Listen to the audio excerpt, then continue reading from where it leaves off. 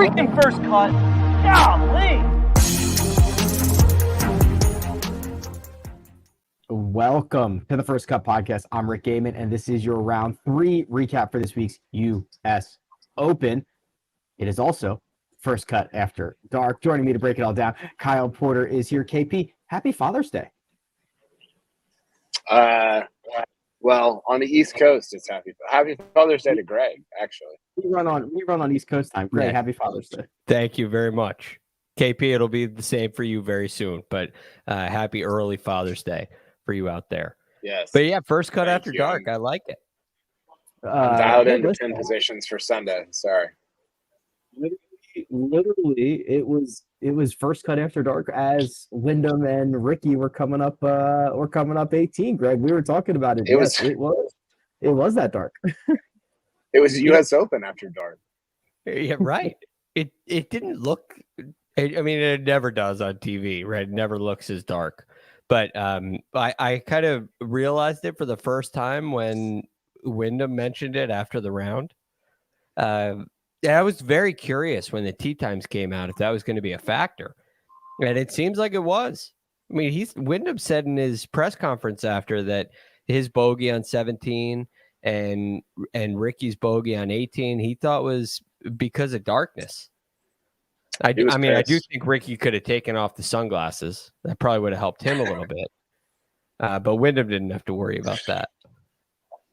All right, let's focus on the top of the board here. So we've got 2 in the final group. That's how this works. At 10 under par. One of them is Wyndham Clark, Josh. The other is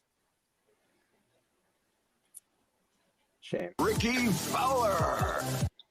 We will get better at that. We will absolutely get better at that at some point. But 10 under par, Rickie Fowler, KP, entered the day with the lead. He shot an even par 70. It was a little bit of everything. Made 3 birdies, 3 bogeys, including a very short miss putt on 18 that is not going to make it easy for him to sleep tonight. But he will be the co-leader looking for his first major championship. Man, well, a couple things. He's playing great. Man, it's so cool to see. He was talking afterwards about how this is the most comfortable he's ever felt at a major championship. And, you know, he also was talking a little bit about how he doesn't really feel scared about the outcome tomorrow, which he said is a little bit unusual for just the arc of his career. And that's I don't know. We'll see how tomorrow goes, but that's not nothing. You know, I was a little bit. I felt like he had an opportunity to take over the tournament on 14 when he had that birdie putt. Yeah. Hit an amazing iron shot. Might have been a wedge. I couldn't really tell from where I was standing on. We were standing on 15 tee box, but he just like missing that putt and missing the putt on 18, and now he's like really brought guys back into it in a way that if he birdies 14 and pars 18, it's kind of like you don't have to play amazing to win the U.S. Open on Sunday. So it was like right there for him to kind of take hold of the tournament, and he didn't do it, which is still in control, but he doesn't have one hand on the trophy like he could have.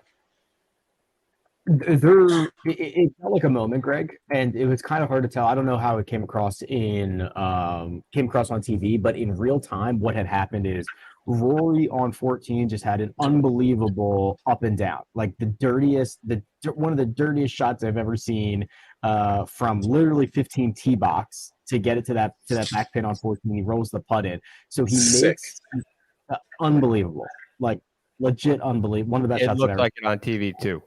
It was filthy. So he rolls that birdie putt in, and then he's got a little bit of momentum here, and Xander's making a mess, so Rory's probably feeling good. And before Rory is teeing off on 15, he's actually waiting for those guys to play up on 14 because they're literally right there. And Rickie stuffs one, and it felt like, oh man, like in real time. That was a moment. Like, yes, it was punch, counter punch. Rory tees off, hits like a fine shot, like a good shot into 15, and then Rickie lips out the birdie, and it felt like Rickie had a chance to kind of, hit him with like a 1-2, didn't get it done. He Rory was on 15T, and they caught it on the broadcast. He said, "Let's wait for Rickie to hit." Yeah, and then he did, and the camera was on Rory on the tee, and you heard the roar, and then they showed Rory's shot, and then they went back and showed Rickie's, and he missed. It really, you could watch the highlights from Rickie's round and think that he putted really well today. And I do think he hit a number of quality putts, but there were definitely some putts he left out there.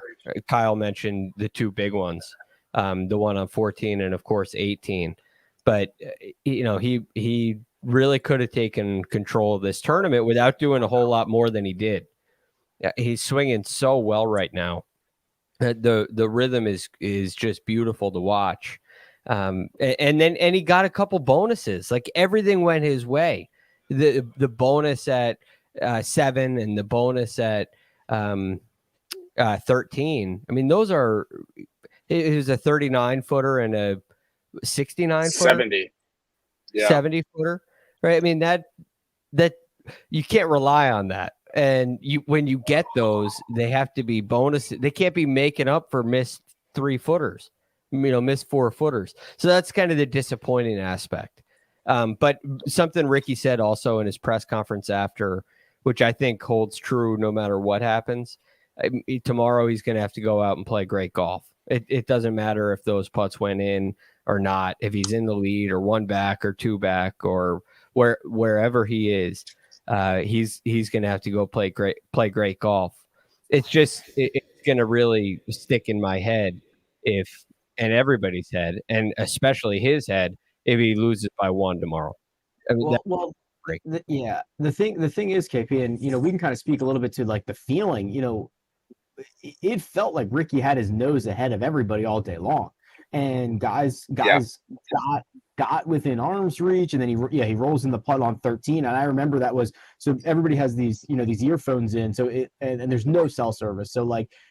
Everybody kind of found out in their ear that Rickie made birdie at 13 because it's at the far end of the property. And I was like, oh my God, he's not letting anybody catch him. He's just keeping his nose ahead. Well, you look at the leaderboard after 54, his nose isn't ahead. He's tied with Wyndham Clark. Rory McIlroy is 1 behind, and Scottie Scheffler is just 3 back. So a day that felt like he kind of controlled it is not the reality that we sit on here on Saturday night. I was thinking about this coming down the stretch, and it was for me, it was just like winning majors is so freaking hard. Like you have to be, and I think it feels a little bit extra like that for Rickie because we were kind of joking about this. How long has he led this tournament for? I mean, it's been the entire. It feels like the entirety. He's almost done the KP special and gone. Not just wire to wire, but like first tee shot to wire, right? Like he shot 62 on Thursday morning, and he hasn't. Did anybody knock him out of the lead? Yeah, he was trailing Wyndham Clark today for a lot of the front nine. When they made the turn, he was behind Wyndham. Wyndham had him. And I guess Wyndham was up a little bit on Friday too. So never mind. I'm an idiot. But the point stands. Like he's been in the lead at the end of the day. Like just going wire to wire is so emotionally draining. I think you've been asking me this about Rory, about the lack of juice out here. Feels like a USAM, not a US Open. I think it actually might benefit Rickie, right? Because I think that it's just I just think he feels really comfortable. And he's been saying that all week, but not really given a reason for it. I think that might be the reason. I don't know if it comes through like this on TV, Greg. There's no juice. It's a low E Open. And I feel it stinks because the golf course is cool. It's a great setting. The leaderboard's sick, and there's just nobody out here. And I do wonder how much that benefits Rickie, especially having had the lead for all 3 days going into Sunday. It comes through big time on TV. And even what Rickie made a 70-footer on 13, and there's just kind of a wave, right? And it looks like a Thursday morning There's highlight from nobody back there. Yeah. a normal PGA Tour event. You can't get within. I'll tell you exactly. There because there's a sprinkler head there. It is like 149 yards. Is the closest you can get to 13 green. Because I waited the corner and there's a sprinkler head right there. I'll tell you, like 149 yards. I think it is. I did. So Rick, I actually sneaked back there today for the Rory Xander group, and I felt like I was doing something illegal. Like I thought I was going to be kicked out of the U.S. Open because it feels a little bit like I was thinking about this. It feels like that the 13 tee box at Augusta where nobody can get to, and it's just super quiet, and it's just a, you know, as few fans as there are on the rest of the property. There's literally like nobody back there, and it's just a really strange place for the two leaders to have made birdie putts to kind of surge ahead of everybody else on Saturday. Yeah, probably the worst hole for there to be like moments happening because no one is seeing them play out. Well, Rickie Fowler in at 10 under par. Wyndham Clark also at that number. So kind of Wyndham makes a late birdie on 18 to ruin our Rickie Rory final pair. But Greg, really, I think the story from Wyndham's round came on 17. He hits one into the Barranca, not good, sprays it. It looks like he's up against the rock. I think I obviously wasn't down there. I didn't see the live, whatever, but I feel like there are some guys who would have taken a shot at trying to advance it or trying to get a club on it. And Wyndham Clark, I was proud of him in the moment to exercise patience. I know it's very, when you have like 20 holes to play in a major championship, it's very tempting to not take a drop and to just try to do something. And he took his medicine. He makes bogey, which is plenty of golf left to be played, and he gets rewarded with that immediately by making one of the few birdies that we saw on 18 all day. Yeah, it's a big deal. Look, he probably could have hit it, and it probably wasn't the right call. You know, so it was big to get it up and down after taking the drop, getting to drop in the fairway. He actually got to place it in the fairway because it was on such a big slope. That was a big moment. Again, he credited a little bit of the darkness for that second shot in there, which take that for whatever it's worth. It's funny. He hit so many great long iron shots today from 200 yards, 210 yards, like he was on 17.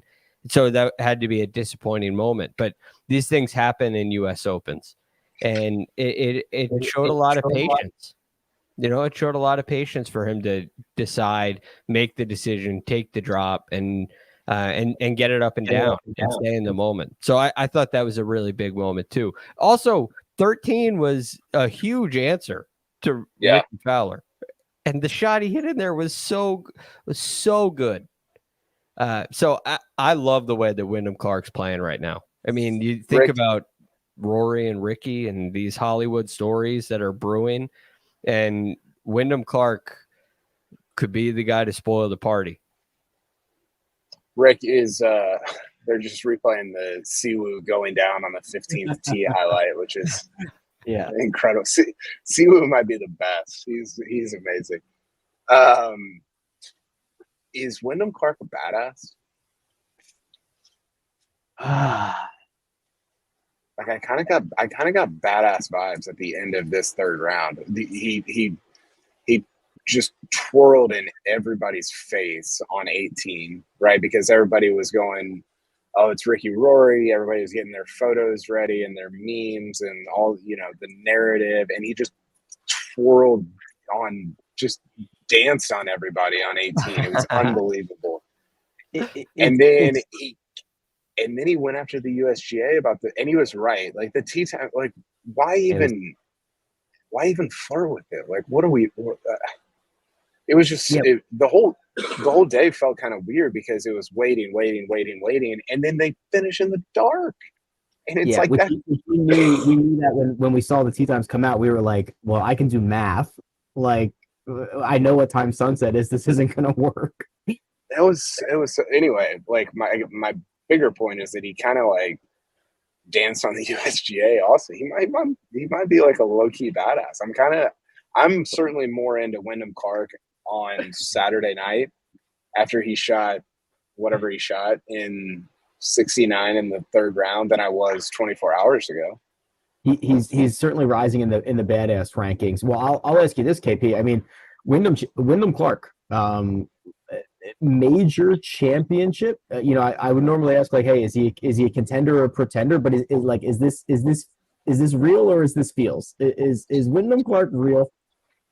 Well, here's the problem: is Sunday, as you guys know, just feels so different. Now he's also going to be helped by the by the lack of juice at this Open. But Sunday, it just feels different, man. Like you're, one up with 5 to go, and you start thinking like, am I going to win the U.S. Open? And that just has a different. You look like Windhorse there, Rick, but that just has a different.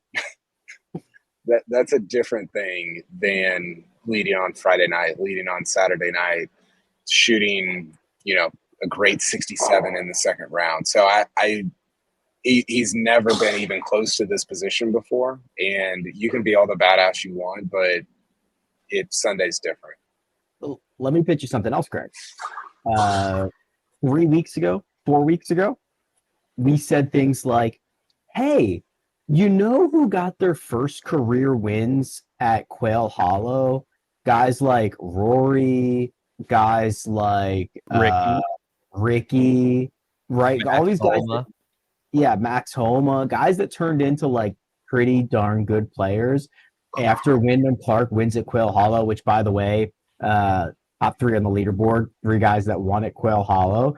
I know it's weird because Wyndham wasn't a kid when he did it, but like we might have 2 careers of Wyndham Clark. Everything before like 2023, and like if his career started in 2023, he would be the biggest rising star. We would be projecting him out unbelievably with the skill set, with the stats, where the wins were, contending in this major championship. So like it's hard. It's really hard to wrap my brain around this. Yeah, it's a unique situation because you mentioned skill sets. He has them. I mean, maybe Harris English is a rival, maybe Xander is a rival, but he's the best putter on this board, and definitely putting the best this week.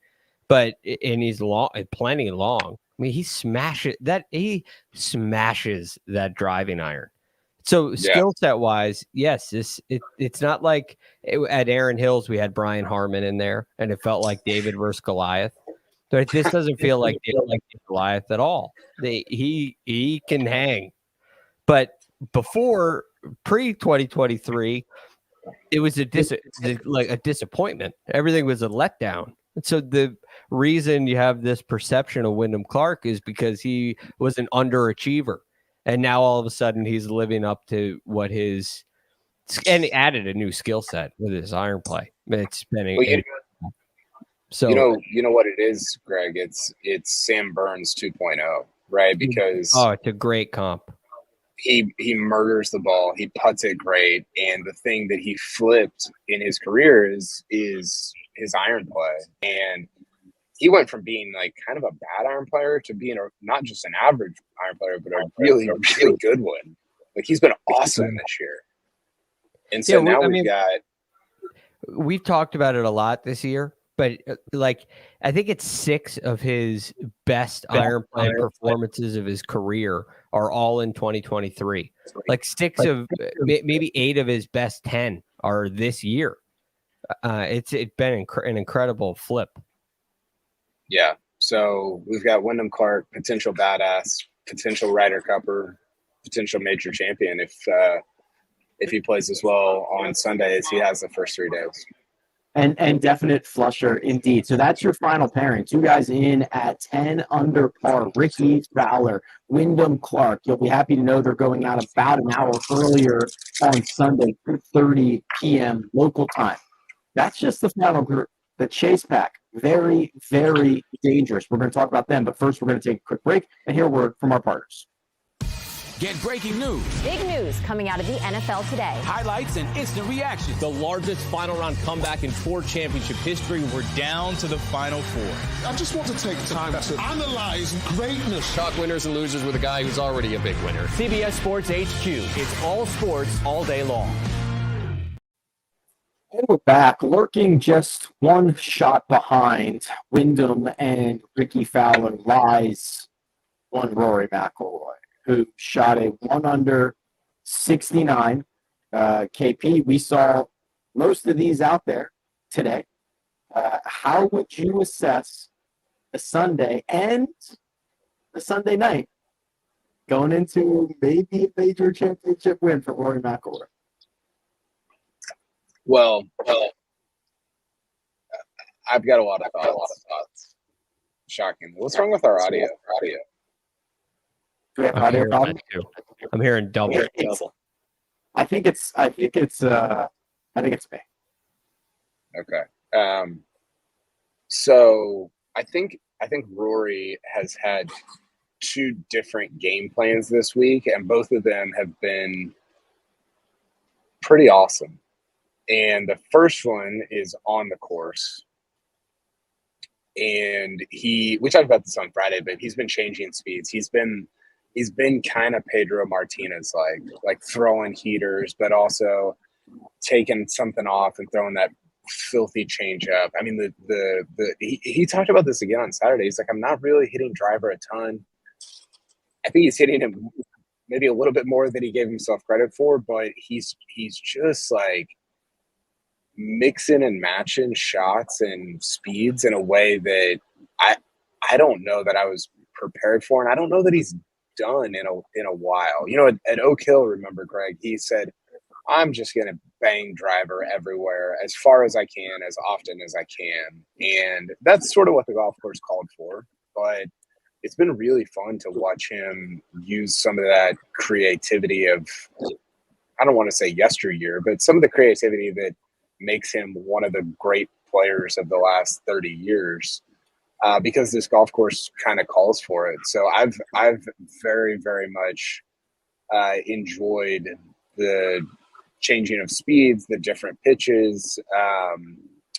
But then I think the other game plan that he has deployed is off the course. Like his media availability has been tiny. Like he'll come in and the USGA will say, hey, you got four questions. That's it. Then it's over. And I was talking about this with another media member after the PGA Championship. I was like, I kind of wish he would just start saying, like, screw you guys. I'm not going to sit in here for 30 minutes. And, you know, he's the best talker in the game, I think. But it's taxing. You know, there's a real tax that he pays there. And he doesn't owe that to. He's talked enough for the rest of his career, right? And so I've been impressed with both of the game plans that he's kind of taken into the U.S. Open, and now he's got his best or second best chance of the last 5 years to win a fifth major championship. I think. Does this sound better? Are we good? I think we're good. All right. We talked about this a little bit last night. I think the stars are aligning a little bit. I think it's all that stuff, Kyle. I think it's on the course, off the course. This is a good setup for him. The other thing, Greg, he has gotten how do I want to say this? The least out of every round. I mean, he's made. I think the longest putt he made in round 3, I think, was 12 feet. Or the longest putt he made in round 2, I think, was 30. He just hasn't made a lot of putts over 50. Like, he's earned every single shot that he's had out there. He hasn't gotten particularly lucky. Actually, I will say. Okay, so I'll say 13 or 14 today. He was unlucky that his drive went into the rough, and I think that he was lucky that it landed on 15T. 1 inch away from being in the rough there. Yes. So even Steven, but I don't think he's gotten particularly lucky. I think he's gonna win it. Like I genuinely think he's gonna win. You watch him. There's a couple things that he's doing really well. One, like Kyle mentioned, the game plans, I completely agree. I think those are great points, KP. When he's hitting a less than driver, it's still he is freewheeling it. Like it is fluid, it is free, it is full bore. He's not holding anything back. He's hitting it high, especially with the irons, launching them in the air. I mean, not every time on the broadcast, whoever's on the call is saying this one a mile in the air. They're all a mile in the air. The shot trace is leaving the screen every time. It's one after the next. And so you have this width in the golf course. He's playing to the width, and yet he's still, right there. And driving distance, all drives, he's fourth in the field and not hitting a lot of drivers. And in fairways, he's sixth in fairways hit this week. And that's something that doesn't happen very often for Rory McIlroy. And I think a lot of that has to do with strategy. He's playing a much lower stress major championship than we typically see. And he's not in these extremely difficult situations, and it allows him to play a little bit of offense. Yet at the same time, the beauty of the strategy, he's understanding when he has to play defense too. So it's been very low stress, and he looks calm, but he looks intense. Like he wants it. But I mean, I would say over the last 3 weeks, this is the best that he's swung the club. It's come together. It's a lot better than it was at the Memorial. A lot better than it was in Canada. He's swinging well. It's a good week for it too. A couple other notes on him. I mean, obviously it's a good week for it to come together, but he kind of kicked away shots on certainly 8. I mean, Rick and I were standing there, and it's like he could make 3 here, and then he made 5. 5 was a bad. That was a bad number for him from where he was. He had a bad second shot. He kicked away kind of a shot on 6. It was a tougher pin, I guess, but it wasn't a difficult bunker shot. He didn't hit a very good shot there. So, he had a kind of an opportunity to shoot 67, something like that. The other thing, one, I thought he ended Xander's career with the drive on 1. Like I thought Xander might have to retire after Rory hit it 388 and Xander couldn't get out of the bunker. I mean, it felt like I didn't know to send the Vince Carter gif. We were literally we were in line with the fairway bunker, and Xander left the first one in, and I was like, "Holy crap, this is wild!" And then he left the second one in, and I was like, "Send it now, just send it now." Rory had pumped one 380 down the middle of the fairway, and I said, "Send it now, it's over." I think he hit. I did say, I was like, it might be over. I didn't send it, but I did say out loud to Rick, I think it might be over. But I actually said it before Xander hit his shots. I said it after Rory hit his drive because it was that impressive. The other thing that I was going to say is, I know we talked about it, but that I can't get over the 1-2 punch of the checking spinny pitch that he hit into 14. That was a filthy shot. Like that up and down was just because I don't know if TV did justice to the angle that he had kind of over the. I mean, it's a shot that I leave in the bunker like 100 times out of 100, and he couldn't really see, like, I don't think where it was going, and the shot was disgusting. But then he followed it up with this kind of cutting, like, held off sand wedge into 15 in that obviously the pin was front right, and everybody was kind of going not back left but middle to mid left to back left, and he Wyndham Clark did this too, but they both hit these kind of held off cutting probably sand wedges into that pin, and he did make the putt, but it was just like, man, if this dude's hitting it 388 and also hitting shots like this from 80 yards or 60 yards or whatever, that's his touch this week has been I think, super impressive. Like, it's been really, really good in a way that I don't know if we've seen in quite a while from him. The spinning pitch on 14 is one of the best shots I've ever seen in my life. Justin Thomas hit one at Riviera from behind 5 or 6, the one before the par 3 on the front with the bunker in the middle, whatever hole that is. That was unbelievable, playing with Tiger, and this one was way better than that. It was so unreal good, and then he made. I mean, it was top notch stuff. I've never seen anything like it. Hey, how big is that width on 18 on Thursday? Yeah, I mean, I think about that. I'd have to go back and look. I feel like he's had so many birdie looks from, call it, 5 to 15 feet. A lot today. So many. And he's hit a lot of good putts that haven't fallen, where he's gotten the pace right. He's had a lot, like you said it, Greg. Like, he's had a lot of like as stress-free as they can be at US Opens, like pars, right? Because he's had a lot of those 5 to 15 foot birdies that didn't drop, and the whiff on his final hole on Thursday just literally slides the club underneath the ball. I haven't seen anybody else do that this week, by the way. I've seen one whiff this week. It was by Rory McIlroy. It's crazy. Yeah. But, the one thing I would say to that is he got the next one up and down, which was huge. And you could very easily make bogey from the rough where he was without whiffing it. If he had hit the first one on the green like he did and missed the putt, we wouldn't be talking about it. So I don't think the whiff is as big of a, if he loses by one. Okay, sorry, Greg. Rewind this. Rewind this shot. He just like sit off. Okay, no. Rewind it again. Okay, so watch when he gets through it, and he kind of like, he's got this interesting finish going. Oh, that's, oh my gosh. Yeah, he just like yanks. He just like yeah, it's so good.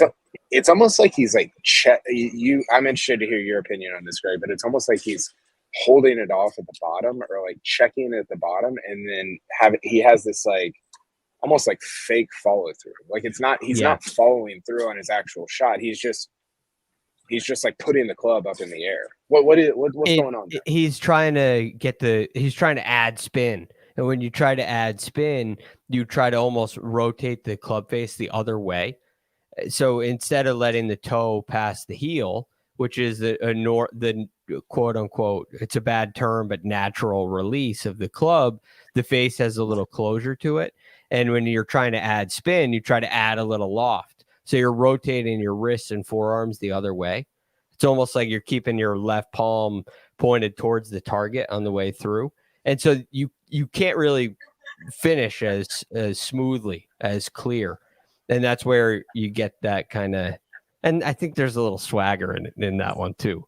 But it's the combination. Yeah, he wants you to know that he checked it. Yeah. I'll tell you that it didn't spin until like the 4th bounce. And I will tell you what, the first 3, everyone there was holding their breath like, oh no, please, it's got to be coming at some point. Like, it has to come at some point. And then the anchor drops, and it was very, very cool.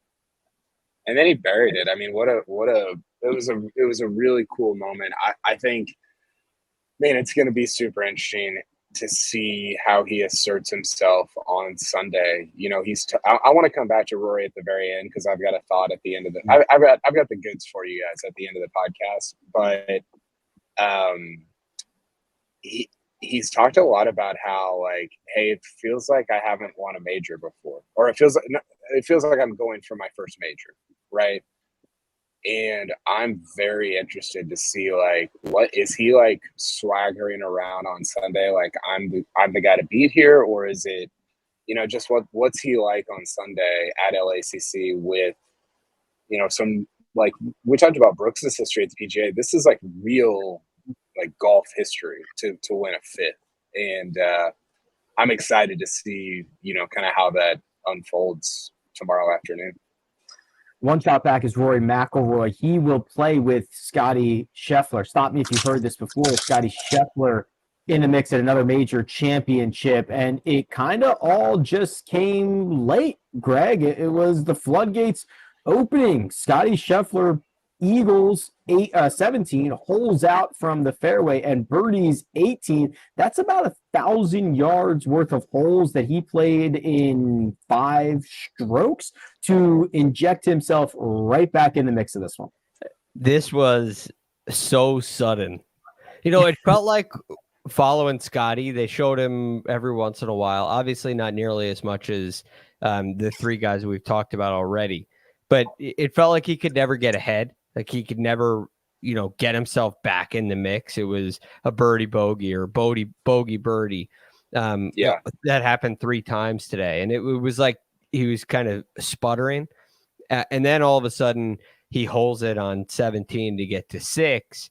And now you kind of raise your eyebrows. And then he gets a great read from Cam Smith on 18 and buries that one too. But this is just the knack for magic that Scottie. I mean, it lands in it looked like a little depression. Like there's a lot of slope around there. There's one flat spot. And he lands it in the flat spot. It trickles in like a putt. I mean, you can't make it. You can't make it up. It's been the hardest hole on the golf course for the week. He has a knack for magic. He did this last year on Saturday at Brookline. He holed one on 8. I mean, he's incredible. And very much in this tournament. It's just a crazy finish for Scheffler. Better cut that audio, Josh, before we get a little notice. DMCA. Yeah, a little notice in the old email for that one. I've said this 9 times, KP, but what more is there to say? Scottie is relentless. He's patient. He's everything that works so well in golf, and it really works well at majors. Yeah, I think it's such an example of ball striking wins the day, right? Like you can't putt your way to a major championship. Not in this era, not with these guys. I'm going to read you the tee to green rankings of the top 3 in the field. Fowler's 3rd, Wyndham Clark's 9th, Rory's 2nd, and Scottie Scheffler's 4th. Like, you got to ball strike the hell out of it. And Scheffler's having an all-time ball striking season. I think Fowler would be an amazing story. I think Rory would be an amazing story. There's been some chatter about Scheffler wouldn't be as good of a story. And I get that. I understand why people think that, but I would love the sort of capitalization of an all-time ball striking season. I mean, this is again, Rick and I should climb on top of the LA Country Club clubhouse and scream it from the literal rooftops. He's having one of the great ball striking seasons of this century, of the last 25 years. And it would be a shame for him to go through the whole year without winning a major championship to kind of back up what the statistics say that he's been doing. I'm pumped for him on Sunday. I mean, Rory Scheffler in the second to last pairing, trying to run down the 2 leaders of the U.S. Open. Is that any good? I mean, who do you think who's more intimidating? If you're Wyndham or Rickie and you see one of them make an early move, would you rather see Scottie make a move early or Rory make a move early? I mean, who scares you more if they do? I think the common golf Twitter or golf answer is Rory. If I'm one of them though, Scottie's terrifying. If Scottie hits a 30-foot eagle on 1, I'm displeased standing in the first fairway. That's not exciting to me. He's 3 shots back. Here's what we'll do. I imagine it's a 4-horse race according to Vegas, Josh. Is that an accurate statement? Let's see what we've got here.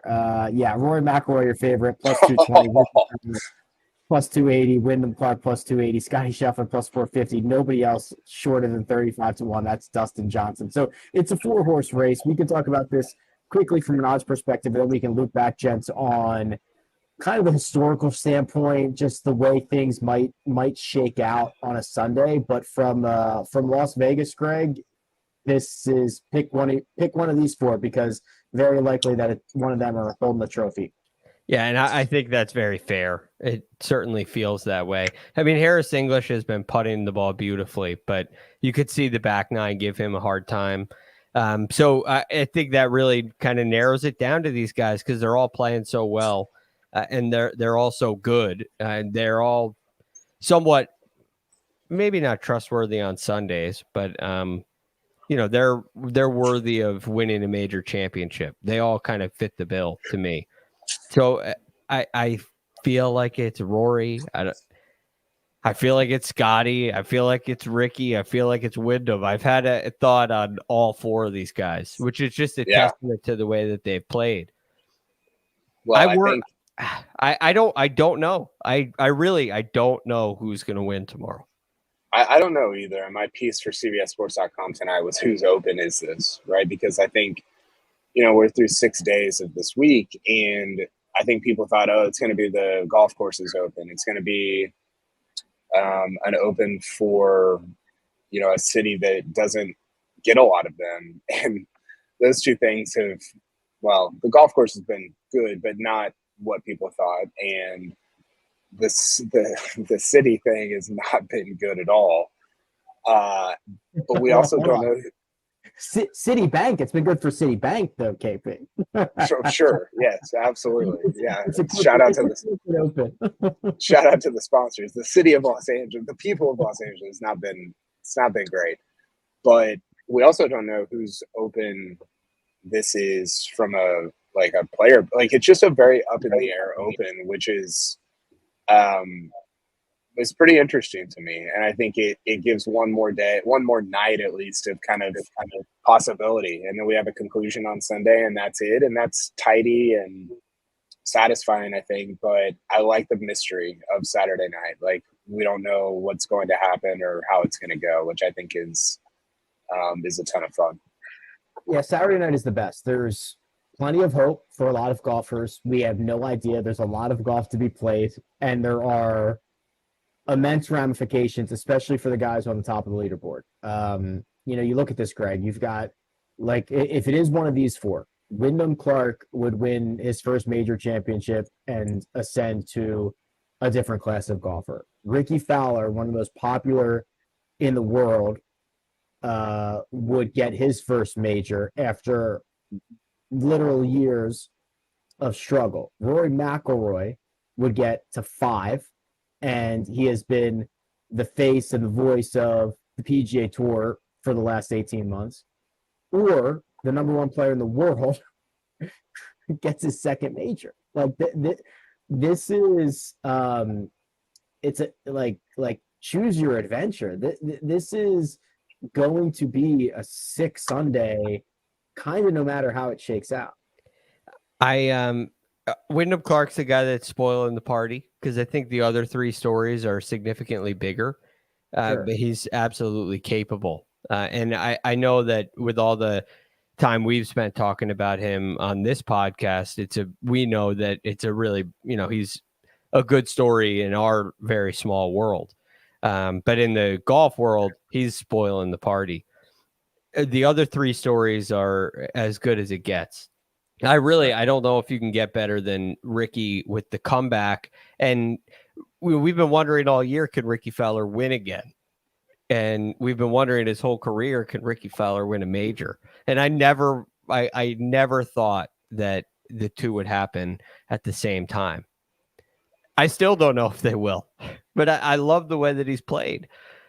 It's just it's going to be incredible. And I don't see anybody running away, which I think is going to lead to a really fascinating finish down, that back nine.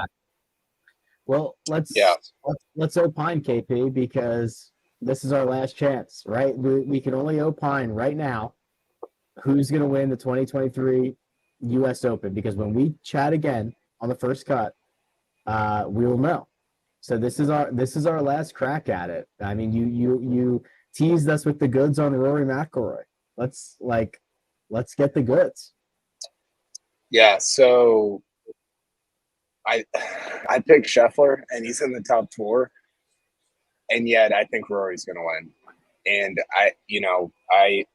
there's been 20 guys that have won 5, including Brooks, which is just to be the 21st guy to win a 5th major, in the major after the 20th guy did it would be extraordinary. And the thing I've been thinking about all week, Rick, and this is where I'll probably take it on Sunday night if he does win, is it's you know how much I love this stuff, but like City of Dreams, Hollywood, all that stuff. And we were texting last week, and he was talking about how, like, it, in light of the Live PGA Tour, like everything that's going on, it's like, man, like, I'm living out my dream, and all of us are living out our dreams. And I think, and I want to ask him about this on Sunday night if he does win, of like, hey, what do you dream? Like, do you dream about winning majors still? Or like, what is that for you now as a 34-year-old dad who has done everything you can in the game of golf? And so I've just been thinking about that a lot this week, just this idea of like dreams, because that's why people come to this part of the country, whether that's right or wrong or whatever, like that's a reality. And I think Rory still dreams a lot, even at this stage of his career. And I think he dreams about winning majors. And I think that would be a pretty astonishing and extraordinary ending to what has been a really bizarre saga over the last 18 months. There's a sense of closure in Rory winning, I think. Not that I'm necessarily like, listen, I don't think this PGA Tour, Live, PIF, I think it's going to drag on for a while. But there was a weird finality, last Tuesday when that news broke, and the way that Rory has responded to it, like almost like I'm done with it, like I'm moving on. And the final chapter of that story feels like a Rory McIlroy win. That's how the story should end. Yeah, the final chapter of the story is this beginning of the second half of his career, right? Because he's into that wherever you're at. He's in the second half of his career. I don't know where he is in the second half of his career, but he's been a pro for 14 years. And so